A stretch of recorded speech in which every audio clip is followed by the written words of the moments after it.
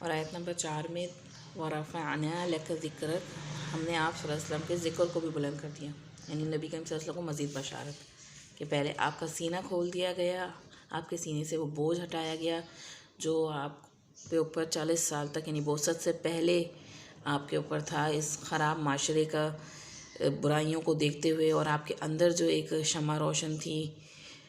اس کی وجہ سے آپ کے اندر جو رحمت تھی، تو ایسے شخص کا ایک ایسے ماحول میں رہنا اس کے لیے بذات خود ایک بوجھ تھا۔ اور پھر الذی انقض ظہرک جو آپ کی کمر توڑ رہا تھا، یعنی جب آپ صلی اللہ علیہ وسلم کو نبوت ملی اور آپ صلی اللہ علیہ وسلم نے اعلان کیا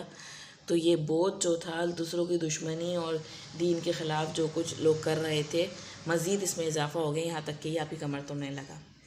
لیکن یہاں پہ کیا رہے گا کہ وَرَفَعْنَا لَكَ ذِكْرَكَ، پھر ہم نے آپ کا ذکر جو ہے بلند کر دیا، یعنی بوجھ تو اتارا، یہاں تک کہ آپ کا ذکر بھی بلند کیا۔ آپ دیکھیں کہ جہاں بھی ایک تو حدیث میں ایک روایت آتی ہے ابن حبان کی حدیث میں ہے کہ اتانی جبریل صلی اللہ علیہ وسلم اتانی جبریل علیہ السلام فقال ان ربی و ربک یقول لک، کہ حضرت جبریل علیہ السلام میرے پاس آئے اور کہا کہ میرا رب اور آپ کا رب پوچھتا ہے کہ آپ جانتے ہیں کہ میں نے آپ کے ذکر کو کس طرح بلند کیا ہے؟ تو رسول اللہ صلی اللہ علیہ وسلم نے جواب دیا اس حقیقت کو اللہ تعالیٰ ہی بہتر جانتا ہے۔ تو اللہ تعالیٰ نے فرمایا کہ آپ کا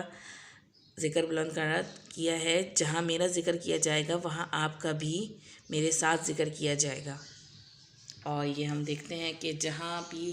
دنیا میں آذان ہوتی ہے گی تو وہاں پہ اشہد لا الہ الا اللہ کے ساتھ اشہد ان محمد رسول اللہ بھی بولا جاتا ہے گا۔ اور اسی طریقے سے جو ہمارے کلمہ ہے شہادت ہے، اور اس میں آپ صلی اللہ علیہ وسلم کی اس ذکر کے علاوہ آپ صلی اللہ علیہ وسلم کا ذکر دیکھیں آپ کے آنے سے پہلے بھی موجود تھا، جتنی بھی الہامی کتابیں ہیں اس میں نبی کریم صلی اللہ علیہ وسلم کا تذکرہ موجود تھا۔ تو نبوت کا بھاری کام جو آپ کی کمر توڑ رہا تھا، اس کے بعد آپ صلی اللہ علیہ وسلم کا نام اور ذکر بلند کر دیا گیا۔ اور یہ آج نہیں کہ 1400 سال بعد، یا بلکہ آپ صلی اللہ علیہ وسلم کی زندگی میں بھی جب آپ صلی اللہ علیہ وسلم کے لوگ پروپیگنڈا کر رہے تھے دشمن آپ کے خلاف، تو حج عمرے کے لیے جو لوگ آتے تھے مکہ، تو آپ صلی اللہ علیہ وسلم کے تو دشمنوں کا طرز عمل یہ ہوتا تھا کہ وہ جو بھی آتا تھا ہر قبیلے کے سردار کو پکڑ کے بیٹھتے تھے، بتاتے تھے کہ مکہ میں ایک جادوگر آیا ہوا ہے۔ تو اس طریقے سے بنیادی طور پہ آپ صلی اللہ علیہ وسلم کی مشہوری کا سبب بنی رہا تھا۔ تو جیسے دیکھیں نا، زمین کو تیار کرنا ہوتا ہے تو پہلے اس پہ کدال چلاتے ہیں، تکلیف دہ مرحلہ تو ہوتا ہے لیکن بغیر اس کے گزارا نہیں ہوتا۔ تو اس طریقے سے مخالفت اور تنقید سے گزرنا ہی پڑتا ہے گا۔ تو جو بات آپ صلی اللہ علیہ وسلم خود دوسروں کو نہیں بتا سکتے تھے، وہ بھی دشمن جو تھے وہ آپ کے آگے پہنچا رہے تھے۔ یعنی آپ سوچیں نا کہ اس زمانے میں کوئی میڈیا نہیں تھا، کچھ پبلسٹی کا دور نہیں تھا، لیکن اللہ تعالیٰ نے آپ صلی اللہ علیہ وسلم کی پبلسٹی کا کیسے انتظام کیا کہ عرب کا بچہ نبی کریم صلی اللہ علیہ وسلم کو جان گیا، اور یہاں تک کہ عرب وہ پورے عرب سے نکل کے روم و فارس تک بات پہنچ گئی، کیونکہ روم و فارس کے لوگ تو عرب کو اہمیت بھی نہیں دیتے تھے، ان کی طرف توجہ بھی نہیں کرتے تھے کہ یہاں تو کوئی حکومت ہی نہیں ہے کہ اگر یہاں پہ کس سے لڑیں، کتنے قبیلوں سے لڑیں گے، تو اس ایریا کو ویلیو بھی نہیں دیتے تھے۔ لیکن نبی کریم صلی اللہ علیہ وسلم کا ذکر اس طرح بلند ہوا کہ آپ کی زندگی میں روم اور فارس تک بات نکل کے پرسن ٹو پرسن پہنچی۔ تو یہاں پہ آپ صلی اللہ علیہ وسلم کے ذکر بلند کی جو بات کی جا رہی ہے، اور آج بھی آپ صلی اللہ علیہ وسلم کے دشمن جو ہیں گے وہ بھی اعتراف کرتے ہیں گے کہ جس طرح کی لیڈرشپ اور جس طرح کی سمجھیں محبت امتیوں کے درمیان نبی کریم صلی اللہ علیہ وسلم کی ہے، ایسی کسی شخص کی نہیں ہے۔ تو یہ اللہ تعالیٰ کی رحمت ہے جو اللہ تعالیٰ نے نبی کریم صلی اللہ علیہ وسلم پہ خاص کی کہ آپ کا ذکر جو ہے اس کو بلند کیا۔ وَرَفَعْنَا لَكَ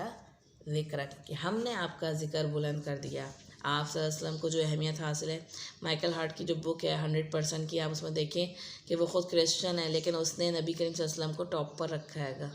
کہ 100 پرسنالٹیز میں سے جو بہت انفلوئنس چھوڑ کے گئی ہیں اس دنیا میں، اور اس نے عیسیٰ علیہ السلام کو نمبر 3 پہ رکھا ہے گا۔ آگے آیت میں آ رہا ہے گا فَإِنَّ مَعَ الْعُسْرِ يُسْرًا، تو یقیناً مشکل ہی کے ساتھ آسانی ہے۔ اور آیت نمبر 6 میں اِنَّ مَعَ الْعُسْرِ يُسْرًا، اور بے شک مشکل ہی کے ساتھ آسانی ہے۔ یعنی زندگی میں مشکلات تو آئیں گی لیکن اللہ تعالیٰ نے مشکلات کے ساتھ ہی آسانی بھی رکھی ہوئی ہے۔ اور یہاں پہ بعد ہی عسری یسرا نہیں لکھا، معل ہے، مع کا معنی ہوتا ہے گا ساتھ، فَإِنَّ مَعَ الْعُسْرِ یسرا، کہ ساتھ ساتھ ہے، تنگی کے ساتھ آسانی بھی موجود ہے، یعنی کہ تنگی آئے گی اس کے بعد آسانی آئے گی، بلکہ ساتھ ہی اور زیادہ تر دیکھیں ہم آسانی میں ہوتے ہیں، تنگی میں کم ہوتے ہیں۔ آپ دیکھیں یہاں پہ العسر ہے، ال لگا ہوا ہے، یعنی کہ اس میں معرفہ اور اس میں خاص ہے۔ عسر تنگی کے ساتھ جو ہے گی نا، ال لگا ہے دونوں آیتوں میں، لیکن یسر جو ہے وہ اس میں نکرہ ہے گا، اس میں عام ہے گا۔ تو اس میں معرفہ کا یہ قانون ہے گا عربی میں، گرامر میں، کہ اگر معرفہ جو ہے وہ 2 دفعہ آئے تو وہ اصل میں وہی معرفہ ہوتا ہے، وہی چیز ہوتی ہے۔ جیسے اگر میں ایک سینٹینس میں 2 دفعہ کہتی ہوں علی کے بارے میں، تو ایک ہی علی کے بارے میں بات ہو رہی ہے نا، لیکن اگر نکرہ چیز جو ہے 2 دفعہ آئے تو وہ الگ الگ ہوتی ہے گی۔ نکرہ چیز اگر 2 دفعہ آئے تو وہ الگ الگ ہوتی ہے۔ جیسے میں کسی کی بات کروں کہ وہ ایک درخت لگا ہوا تھا، پھر اس کے پاس ایک اور درخت تھا، تو یہ درخت دونوں الگ الگ ہیں گے، کہ ایک نکرہ ہے گا۔ تو اس کا مطلب کیا ہے، ان دونوں آیتوں میں تنگی تو ایک ہی ہے لیکن یسر 2 ہیں۔ اور آپ دیکھیں زیادہ تر ہم دیکھیں صحت مند ہوتے ہیں، بیمار کیا ہوتا ہے کبھی کبھی ہوتے ہیں گے، تو مشکلات جو ہیں گی وہ آسانیوں کے مقابلے میں کم ہوتی ہیں گی۔ آسانیاں اللہ تعالیٰ نے زیادہ تک نہیں ہوئی ہیں گی۔ آپ دیکھیں کہ کبھی ہمیں کیا ہوتا ہے، ہم زیادہ تر تو صحیح سیٹ ہوتے ہیں گے، کبھی کبھی بھوک لگتی ہے گی۔ یہاں اللہ تعالیٰ کہہ رہے ہیں کہ بے شک تنگی کے ساتھ ہی آسانی ہے۔ جہاں مشکلات آپ صلی اللہ علیہ وسلم کے لیے آ رہی تھیں، اسی طریقے ساتھ ساتھ آپ صلی اللہ علیہ وسلم کا ذکر بھی بلند ہو رہا تھا، اور صحابہ اکرام جیسی جماعت آپ صلی اللہ علیہ وسلم کو نصیب ہو رہی تھی۔ اور یہ تمام انسانوں کے لیے کہ جہاں کوئی مشکلات آئیں گی تو اپنے آپ کو اس کے لیے پریپیئر رکھیں کہ اللہ تعالیٰ نے آپ کے لیے آسانی کا بندوبست کر کے رکھا ہوا ہوتا ہے گا۔ تو فَإِذَا فَرَغْتَ فَانصَبْ وَإِلَىٰ رَبِّكَ فَارْغَب، فَإِذَا پھر جب فرغت فارغ ہو جائیں، فَانصَبْ تو پھر لگ جائیں۔ نصب کہتے ہیں کہ سیدھا کھڑا کرنا یا گاڑنا، کہتے ہیں نا نصب کر دو ڈنڈے کو، یا تو ایسی محنت جو انسان کو تھکا دے۔ فارغ ہو تو آرام نہیں بلکہ کیا، دوبارہ کھڑے ہو جاؤ، یعنی عزم و ارادے کی پختگی، ڈٹ کر کھڑے ہونے کے لیے، جم کے کھڑے ہونے کے لیے آتا ہے گا۔ تو اصل میں دنیا جو ہے گی وہ کیا ہے گی، کام کرنے کی جگہ ہے گی۔ تو جب فارغ ہو تو پھر دوبارہ محنت کے لیے، تو فارغ بھی بندہ مومن کب فارغ ہوتا ہے گا، دوبارہ تیار ہونے کے لیے۔ زندگی مطلب بریک جو آتا ہے مومن کی زندگی میں، جو چھٹی آتی ہے کہ وہ کیا ہوتا ہے، اگلے کی تیاری، پلاننگ ہوتی ہے گی۔ تو آپ ایک کام سے فارغ نہیں ہوئے، اسی میں اگلے کی پلاننگ کر لیں، اپنے آپ کو دوبارہ تیار کر لیں۔ تو مومن کا لطف کام کرنے میں ہے،